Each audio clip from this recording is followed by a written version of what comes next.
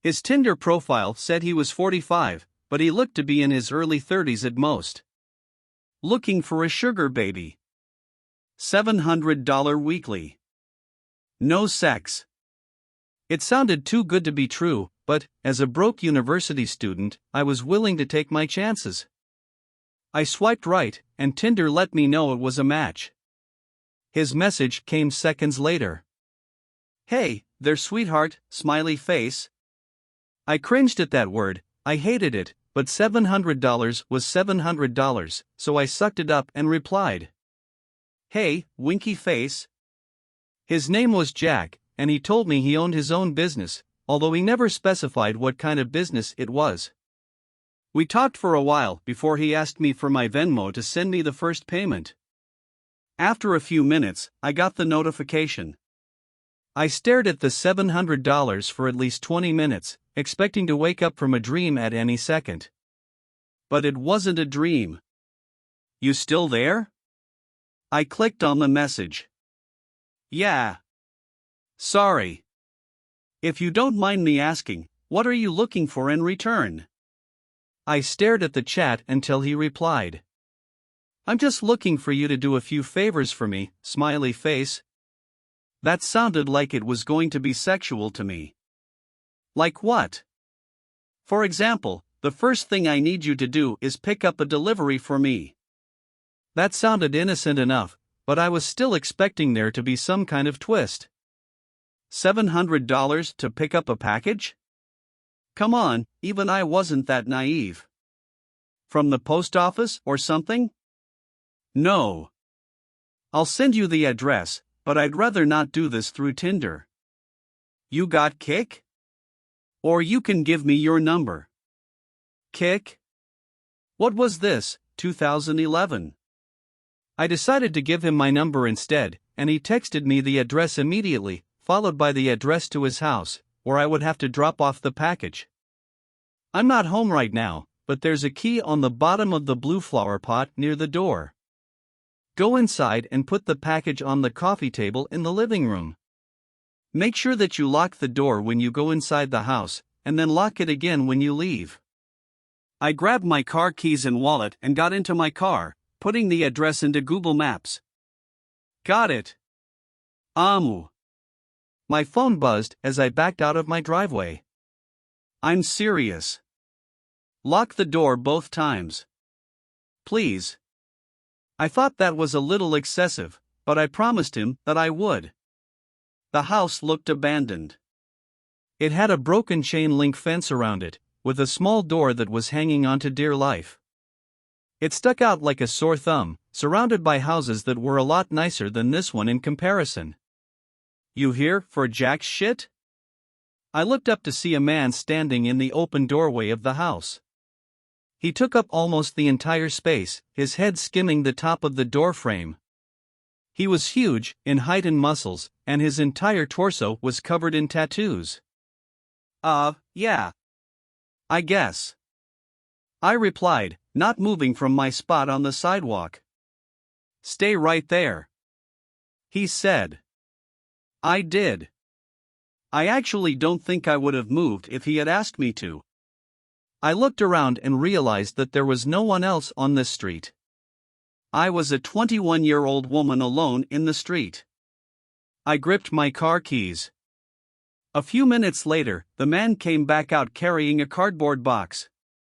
It was about the size of a shoebox, but stained and damp on some of the corners. Can you open your car? He asked. I opened the trunk, not wanting that inside on my car seats, and he set it in. All right, there you go. He said. Thanks. I replied. I walked around to the driver's side of the car and opened the door. Oh, and one more thing. He said. I looked at him. Watch out. He said. I didn't reply. I blasted my music as I drove to Jack's house, hoping it would drown out my anxiety. It didn't. I parked my car in the stone driveway and stayed inside the car, admiring the house. It was a huge house, with stone pillars on the front porch, and the greenest grass I had ever seen in my life. I turned the car off and got out. I grabbed the package and walked to the front door, getting the key from where he said it would be. I opened the door and stepped in, closing it behind me. I thought about what he had said about locking the door when I got inside. I thought that was a little overboard, but as I stared at the closed door, something made me reach out and lock it. I walked inside, my feet cushioned by the thick maroon carpet, and admired the inside of the house. All the furniture was wooden and looked incredibly expensive. I would probably finish school a dozen times with the money that it took to furnish this place.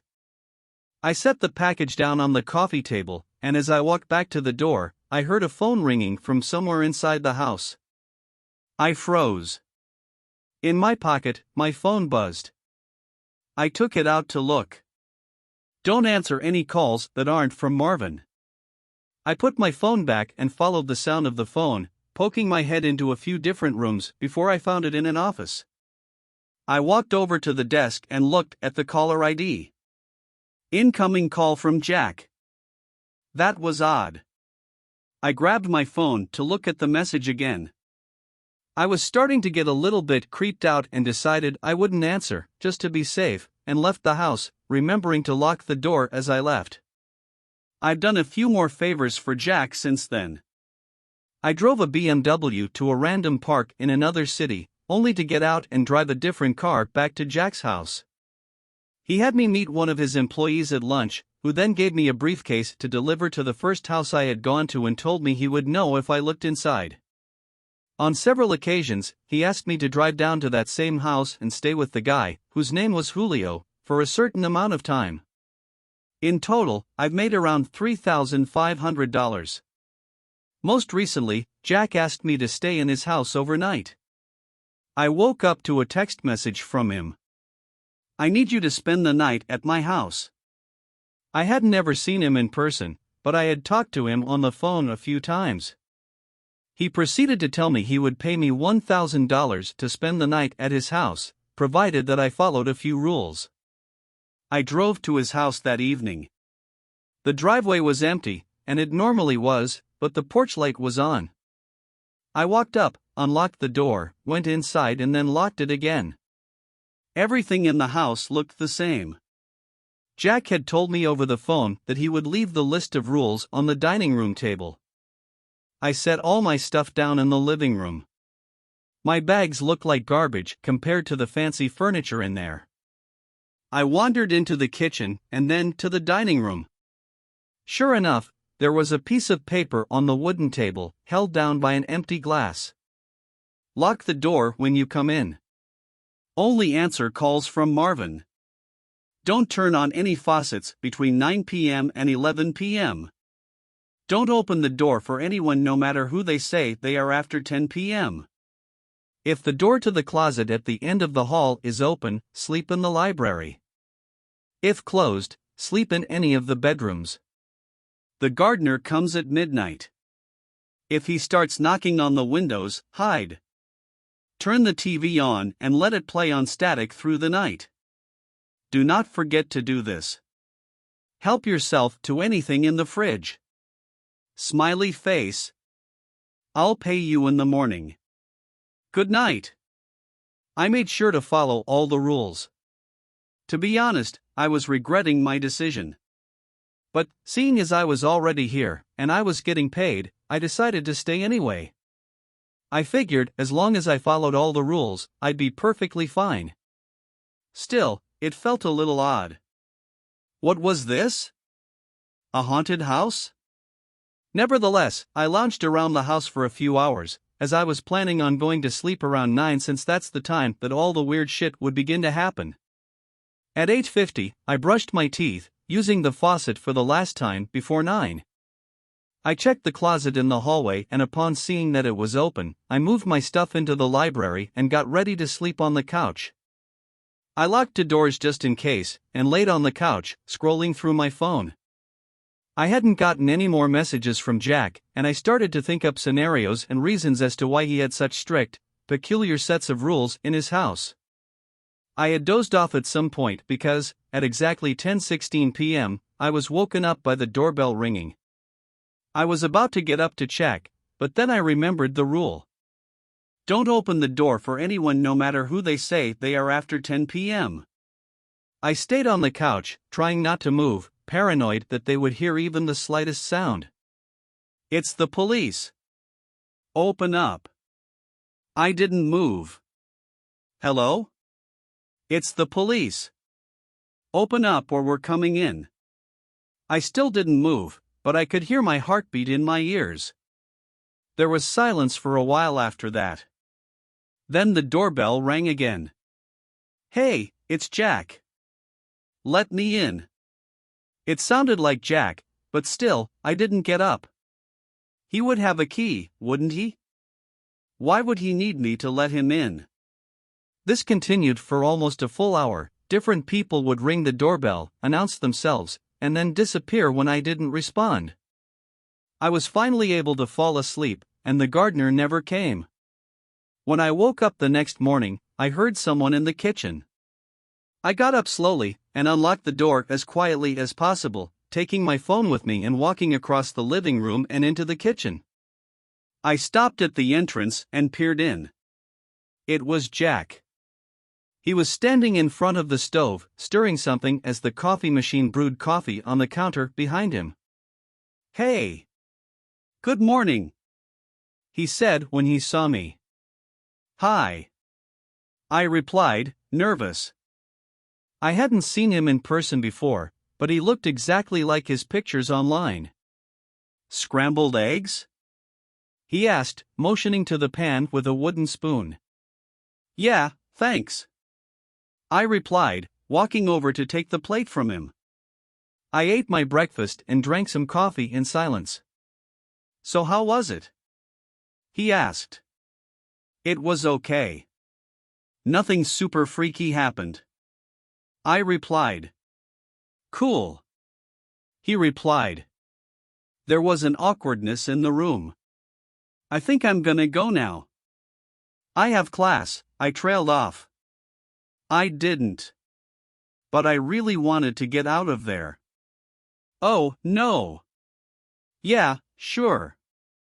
I'll talk to you some other time, he replied. I grabbed my stuff and he walked me to my car. I could see him standing in the driveway, staring at me as I left. When I got home, I unpacked all my stuff and noticed that I still had the list with me. I sat on my bed and read it again. I felt my body tense up as I realized that I had forgotten something. Turn the TV on and let it play on static through the night. Do not forget to do this. Turn the TV on and let it play on static through the night. Do not forget to do this. Do not forget to do this. I stared at the words on the page until they lost meaning. Beside me, my phone buzzed, snapping me back to reality. It was the $1,000 payment. I looked at my phone and then back at the list. Maybe it wasn't an important step? As I was thinking this over, a text from Jack came in. I'm not in town right now, I should be back next week, so you're free from running any more errands for me until then. Just sent the payment, go do something fun, winky face. I stared at the message and read it again. And again. And once more for good measure. I'm not in town right now. I thought back to this morning, and how Jack was in his house. How he gave me breakfast. I'm not in town right now. Within minutes, a new text came in, this time from a number that I didn't recognize. Did you forget to do something? Winky face. The text was followed by a picture of Jack, or whoever this version of Jack was, standing in front of the TV. I didn't respond. Next came another picture, this one was of the outside of my house. It was followed by another text. Watch out.